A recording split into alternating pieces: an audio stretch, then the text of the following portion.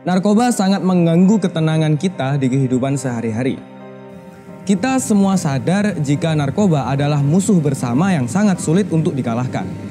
Dalam satu hari saja 40-50 orang meninggal dunia akibat narkoba. Percaya atau tidak, narkoba perlahan merusak generasi bangsa kita.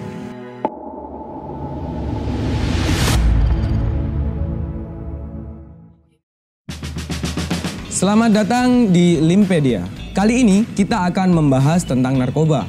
Pernah gak sih kita itu ada di posisi down, kehilangan semangat, butuh motivasi, butuh sandaran, butuh tempat pulang, butuh something new gitu. Pernah lah ya pastinya. Nah, mungkin bagi orang-orang yang sudah punya pegangan, dia akan melakukan kegiatan yang positif seperti membaca, menulis, main game mungkin. Tapi ternyata ada loh di luar sana orang-orang yang ketika ada di posisi tersebut salah memilih pegangan, salah memilih sandaran, salah memilih tempat pulang. Apa? Narkoba. Narkoba atau narkotika psikotropika dan obat terlarang adalah zat atau obat yang bersifat alamiah, sintetis maupun semisintetis yang menimbulkan efek penurunan kesadaran, halusinasi, serta daya rangsang negatif yang merusak sistem operasi tubuh. Awalnya narkoba itu muncul sebagai satu jenis obat untuk menghilangkan rasa sakit atau painkiller dan juga obat bius. Nah, sama orang-orang disalahgunakan untuk menenangkan pikiran dan mendapatkan kesenangan dengan dosis yang besar. Kenapa kamu pakai narkoba? Sebetulnya sih nggak pengen ya, tapi waktu itu lagi ada masalah dan kebetulan nggak nemuin solusinya. Saya ada pada posisi yang menurut saya butuh untuk melakukan itu. Menurut saya narkoba itu bisa membuat saya untuk melayang ke angkasa. Awalnya sih saya pakai itu karena saya mendapat masalah yang sangat berat. Ya penasaran sih, dulu berangkat dari penasaran lihat teman-teman, pengen nyoba, ternyata enak. Pada tahun 2000 sebelum Masehi ditemukan serbuk sari bunga opion di Sumeria. Serbuk itu dikenal dengan nama opium. Pada zaman dahulu, ahli medis seperti Hippocrates dan ilmuwan-ilmuwan yang lain menggunakan opium untuk kebutuhan medis, terutama bagian pembedahan. Kemudian pada tahun 1805, para ilmuwan mulai mengenal morfin sebagai pengganti dari opium. Penggunaan morfin dengan jarum suntik diperkenalkan oleh Dr. Alexander Wood.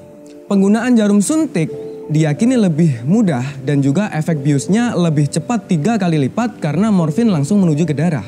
Nah, pada tahun 1874 karena si morfin ini terlalu membuat ketagihan, maka ilmuwan pada masa itu mengubah struktur morfin menjadi obat yang tidak terlalu membuat ketagihan yang kini sering kita sebut heroin. Karena ternyata heroin ini sama aja kayak si morfin tadi, akhirnya pada tahun 1923 Amerika melarang penjualan segala bentuk narkotika, terutama heroin. Who's using it IV, for example, will be using it maybe 4 to 6 times a day. Di Indonesia sendiri, dalam mengatasi permasalahan narkoba yang semakin menunjukkan intensitasnya, pemerintah dengan para dewan mengesahkan Undang-Undang Nomor 35 Tahun 2009 yang secara tegas memberikan hukuman setimpal bagi pelanggar berat kejahatan narkotika berupa hukuman mati. Nah, ini poinnya. Kenapa kok dihukum mati? Padahal cuma narkoba loh. Kok kayak teroris aja? Ternyata hasil penelitian menunjukkan bahwa penerapan hukuman mati bagi pelaku kejahatan narkotika harus dilakukan demi melindungi umat manusia yang lebih banyak dengan membunuh satu orang. Dan hukuman mati bagi pelaku kejahatan narkotika tidak bertentangan dengan Konferensi Internasional Hak Sipil dan Politik, sehingga hukuman mati dapat diterapkan di Indonesia. Selain itu, jika kita pelajari ulang tentang seberapa bahaya dampak penggunaannya, ternyata narkoba ini selain berbahaya kepada pemakainya, juga berbahaya kepada lingkungan sekitarnya, terutama keluarganya. Akan banyak uang yang habis untuk penyembuhan dan perawatan kesehatan pecandu jika tubuhnya rusak digerogoti zat beracun. You look like you're in pain. I'm in pain. It hurts. I mean, I can't even open my hands properly.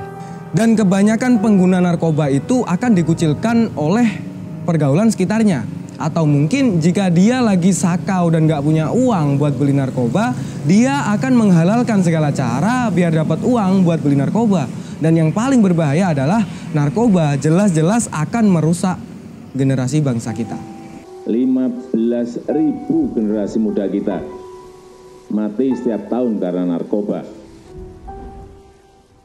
Kita dilarang berbuat kerusakan baik kepada diri sendiri maupun kepada orang lain. Syariat adalah salah satu yang melarangnya.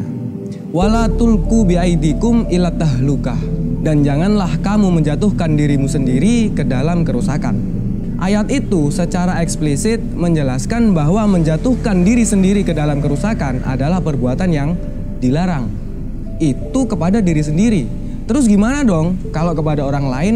Ya jelas itu lebih terlarang. Nabi pun pernah bersabda, la dororo wala diroro. Jangan merusak diri sendiri dan orang lain. Narkoba tidak hanya berefek negatif kepada penggunanya, tetapi juga akan merugikan lingkungan di sekitarnya. Padahal, sebagai generasi bangsa, kita dituntut untuk berkontribusi di masa depan. Jika kita belum bisa memberikan kontribusi yang baik untuk masa depan, setidaknya kita jangan memberi kontribusi yang buruk. Gimana? Masih minat sama narkoba?